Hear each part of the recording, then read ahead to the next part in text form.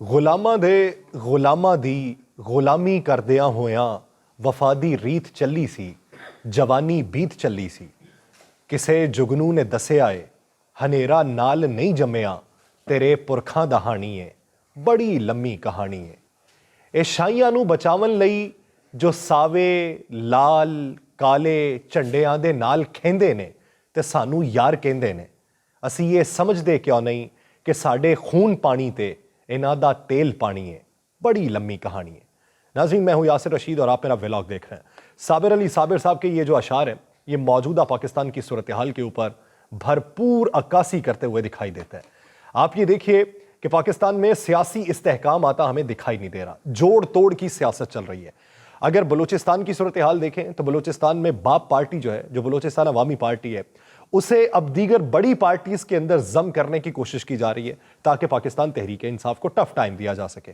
سندھ کی صورتحال یہ ہے کہ سندھ کے اندر ایم کیو ایم یعنی متحدہ قومی موومنٹ پاکستان، متحدہ قومی موومنٹ حقیقی، اس کے علاوہ مہاجر قومی موومنٹ، پاک سرزمین پارٹی، ان تمام پارٹیز کا انضمام کرنے کی کوشش کی جا رہی ہے تاکہ پاکستان تحریک انصاف کو ٹف ٹائم دیا جا سکے۔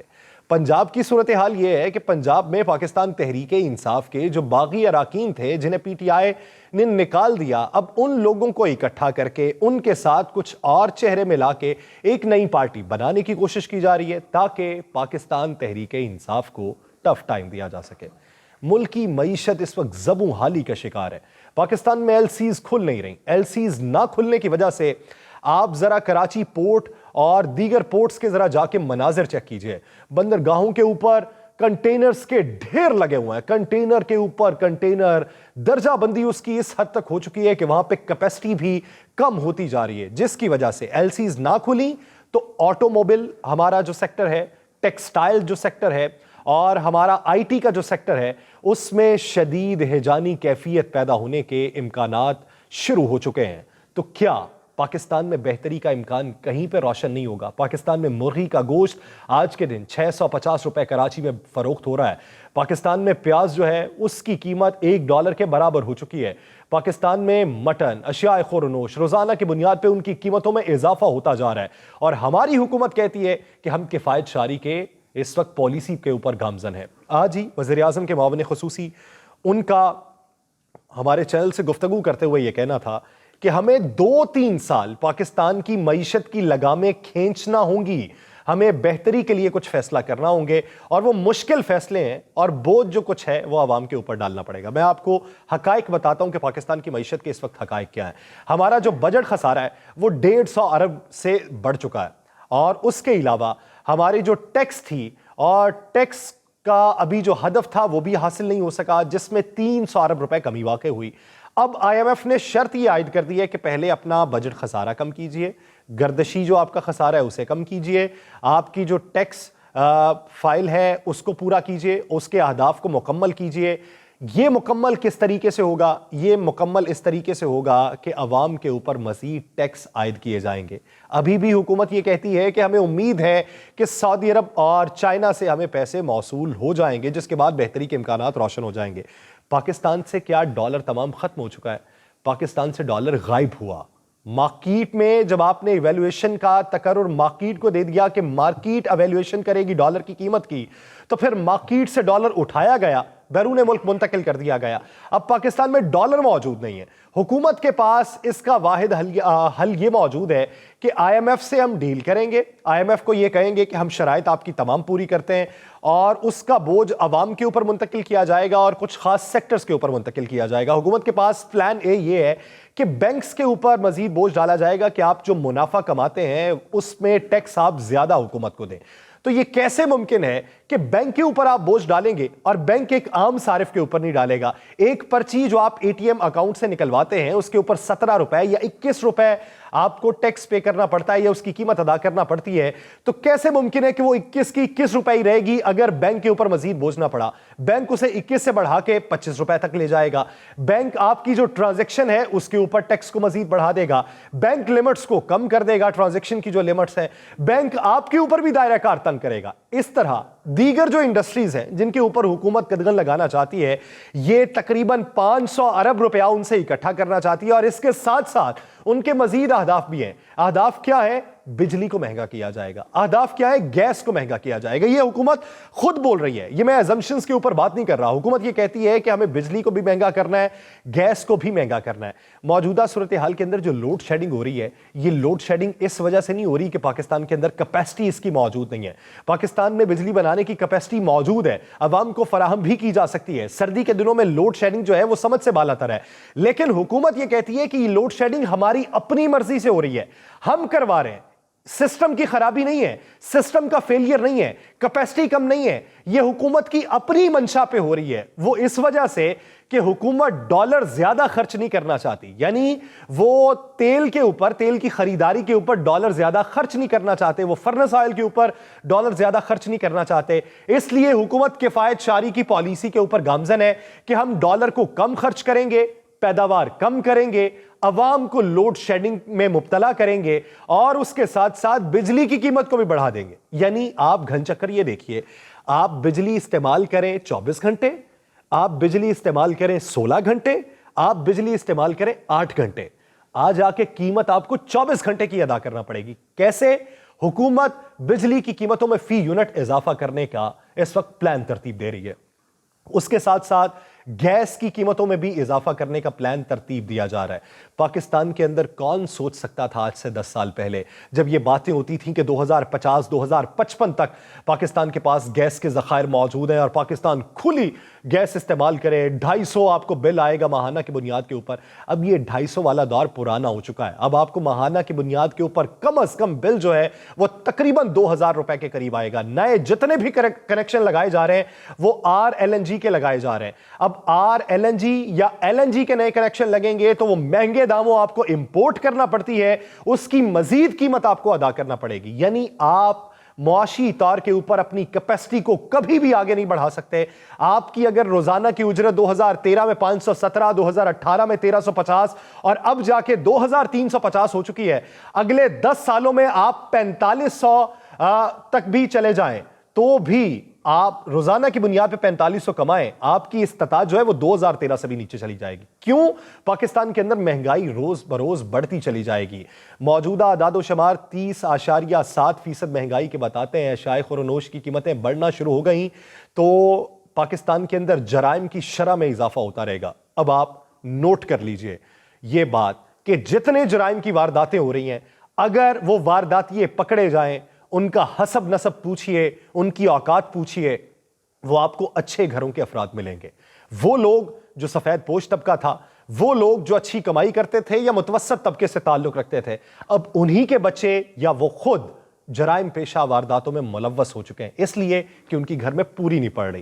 انہیں یہ دکھائی دیتا ہے کہ اگر اس کے پاس پیسہ ہے تو کس طریقے کا آ گیا. یعنی یہ ماحول کے اندر ہیجان برپا ہو چکا ہے کہ آپ کسی دوسرے کے پاس پیسہ آتا دیکھ کے یہ سوچتے ہیں کہ ملک کے اندر تو اتنی مہنگائی ہے, ملک میں جینا تو دوبھر ہو چکا ہے عوام کا, عوام کو سانس لینا بھی اس وقت میسر نہیں ہے کہ وہ کھلی فضا میں سانس لے سکے, تو اس کے پاس پیسہ کدھر سے آیا, اس کے پاس پیسہ رہے گا کیوں, ہم اس سے چھینیں گے. یعنی افراتفری والا ماحول پاکستان کے اندر پیدا ہو جائے گا. حکومت اب یہ کہتی ہے کہ 2 سال ہم لگامیں کھینچ کے معیشت کو چلانے کی کوشش کریں گے, کفایت شاری کی پالیسی پہ گامزن رہیں گے. کفایت شاری حکومت کی کیا چل رہی ہے؟ ہمارے وزیر خارجہ بیرونی دوروں کے اوپر 1 ارب 70 کروڑ روپیہ خرچ کر چکے ہیں. حکومت کہتی ہے کہ کلائمیٹ چینج کے حوالے سے وہ دنیا بھر میں پاکستان کا مقدمہ لڑ رہے ہیں. حکومت کہتی ہے کہ وہ پاکستان میں ڈالر لانے کی تگ و دو کر رہے ہیں. حکومت کہتی ہے کہ وہ پاکستان کے روابط جو ہیں وہ بہترین بنیادوں پہ استوار کرنے کی کوشش کر رہے ہیں. 1 ارب 70 کروڑ روپیہ لگا دیا اور ادھر آپ عوام کے اوپر بوجھ مسلط کیے جا رہے ہیں. ان کے کندھوں میں اس وقت سکت نہیں ہے, عوام کے اوپر مزید بوجھ پڑتا جائے گا. حکومت کفایت شاری کی پالیسی پہ گامزن ہے, لیکن ہمارے اسپیکر راجہ پرویز اشرف جو ہیں وہ نیاگرا فال کی سیر کرتے رہے. حکومت میں اس وقت پریشانی میں مبتلا تھی حکومت, یہاں پہ سیلاب آیا ہوا تھا, ہمارے وزراء بیرونی دوروں کے اوپر تھے. پاکستان کے اندر معاشی بدحالی ہے, لیکن ہمارے اپوزیشن لیڈر پنجاب اسمبلی ملک میں موجود نہیں ہیں, وہ باہر عیاشی کر رہے ہیں. پاکستان کے اندر بدحالی ہے, لیکن ہمارے وزراء جوڑ توڑ کی سیاست میں ہے کہ پاکستان تحریک انصاف کو کس طریقے سے ٹف ٹائم دیا جائے. یعنی یہ پاکستان میں بہتری کے امکانات اس طریقے سے روشن کریں گے. آپ کیا سمجھتے ہیں کہ پاکستان میں بجٹ خسارہ کس طریقے سے پورا کیا جائے گا جو 150 ارب سے زائد ہو چکا ہے؟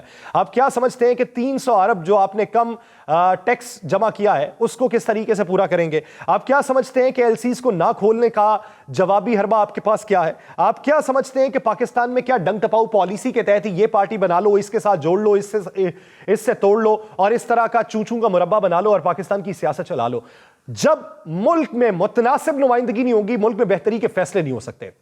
ہم بہت کہتے ہیں جمہوریت کے دلدادہ ہیں، دعوے دار ہیں جمہوریت کے، کہ جمہوریت کا حسن یہ ہے کہ یہاں پہ جتنی پارٹیاں رجسٹرڈ ہونا چاہیں وہ ہو سکتی ہیں۔ یہ پاکستان میں جمہوریت ہے کہ ہر کوئی اپنی آواز اٹھا سکتا ہے، ہر کوئی اپنی پارٹی رجسٹرڈ کروا سکتا ہے، اس کا سلوگن بنا سکتا ہے، اس کا جھنڈا بنا سکتا ہے، اپنا آئین منظور کروا سکتا ہے اور اسی کے طریقے سے وہ اپنی الیکشن کمپین چلا سکتا ہے۔ ہم جب یہ بات کرتے ہیں کہ 2 پارٹی سسٹم ہونا چاہیے، دنیا کے ترقی یافتہ ممالک میں 2 پارٹی سسٹم ہے، ایک پارٹی برسر اقتدار ہوتی ہے، وہ بہتری کے فیصلے کر سکتی ہے اور دوسری پارٹی جو ہے وہ اپوزیشن میں موجود ہوتی ہے۔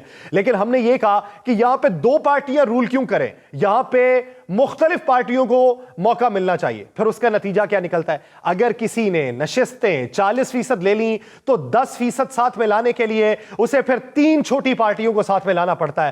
3 چھوٹی پارٹیاں ساتھ ملیں گی، کوئی وزارت چاہے گا وفاقی طور پہ، کوئی منسٹری چاہے گا صوبائی سطح کے اوپر، کوئی اپنا ایم ڈی چاہے گا کسی بڑے ادارے کا، کوئی اپنا چیئرمین چاہے گا کسی بڑے ادارے کا، کسی کو بڑی نشست چاہیے ہوگی، کسی کو کوٹا سسٹم سے حصہ چاہیے ہوگا، کسی کو ایل سیز کھول میں تعاون چاہیے ہوگا، کسی کو کک بیکس کی صورت میں اپنا شیئر مقرر کرنا ہوگا۔ یعنی اس طریقے سے آپ بندر بانٹ کریں گے اور اس طریقے سے لگامیں پاکستان کی چلاتے رہیں گے۔ 70-75 سالوں کے اندر آپ نے پاکستان کو اس طریقے سے چلایا ہے۔ پاکستان میں کیا متناسب نمائندگی بہتری کے فیصلے کر سکتی ہے یا اس طرح جوڑ توڑ کی سیاست بہتری کے فیصلے کر سکتی ہے؟ جب ایک شخص کو یہ پتا ہوگا کہ اگر میں فیصلہ مسلط کروں گا تو ایم کیو ایم ناراض نہیں ہوگی، فیصلہ کروں گا تو اے این پی ناراض نہیں ہوگی، فیصلہ کروں گا تو جمعیت علماء اسلام فے ناراض نہیں ہوگی، فیصلہ کروں گا تو پاکستان پیپلز پارٹی ناراض نہیں ہوگی، فیصلہ کروں گا تو باپ پارٹی ناراض نہیں ہوگی، تو وہ کس طریقے سے فیصلہ کر سکے گا جب اسے یہ لگے گا کہ یہ میرا فیصلہ ہے، 4 پارٹیاں ناراض ہو جائیں گی، 4 کو میں رام کر لوں گا، میں تو کچھ کر نہیں سکتا، اس لیے مجھے کلی طور پہ رام کرنا ہے اور کلی طور پہ رام کرنے کا نتیجہ کیا ہے؟ میرے ہاتھ میں اختیار نہیں ہے، جس کا جہاں پہ اختیار چلتا ہے وہ چلاتا پھرے۔ اسی طرح ہر 6 مہینے بعد اگر آپ کو یہ لگے کہ میری منشا پوری نہیں ہو رہی، مجھے حصہ نہیں مل رہا، آپ کہیں میں اپنا دھڑا باہر نکالتا ہوں، میں حکومت سے باہر چلا جاؤں گا، تم حکومت چلا کے دیکھو۔ اب ایم کیو ایم یہ کہتی ہے کہ ہم نمائندگی حاصل کرنے کے لیے، ہم عوام کی پذیرائی کے لیے، ہم عوام کی بہتری کے لیے، کراچی کی بہتری کے لیے انضمام کر رہے ہیں۔ تو کیا پاکستان میں اسی طریقے سے انضمام ہوتے رہیں گے؟ کیا اگر Pakistan Tehreek Insaf M Q M کو یہ دعوت دے دے کہ آپ P S P, M Q M حقیقی اور مہاجر قومی موومنٹ کراچی کی بہتری کے لیے پی ٹی آئی میں ضم ہو جائیں تو کیا ہو جائیں گے؟ کیا اگر کلی طور پہ اعلان کر دیا جائے کہ تمام پارٹیاں جو ہیں یہ صرف 2 پارٹیوں میں ضم ہو جائیں اور الیکشن کروا لیا جائے پارٹیوں کے اندر اور اقتدار آپ حاصل کر لیں، کیا یہ ہو جائیں گے؟ یہ کبھی نہیں ہوں گے۔ ان کے مفاد بٹنے میں ہیں، جس طرح مفاد پاکستان کے اندر یا دنیا میں بلاکس بنانے میں ہے، اسی طرح پاکستان میں اپنی سیاست چمکانے کے لیے یہ بلاکس بنانے کا مفاد ہے۔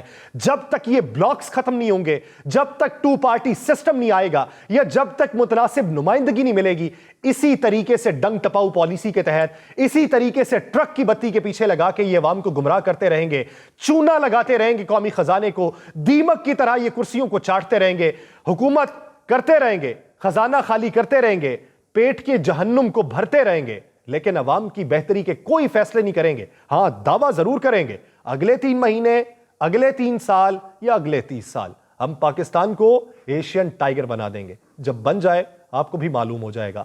آپ کو اپنی سوچ تبدیل کرنے کی ضرورت ہے، ان کی سوچ تبدیل نہیں ہونے والی۔ مجھے دیجیے اجازت، اللہ نگہبان۔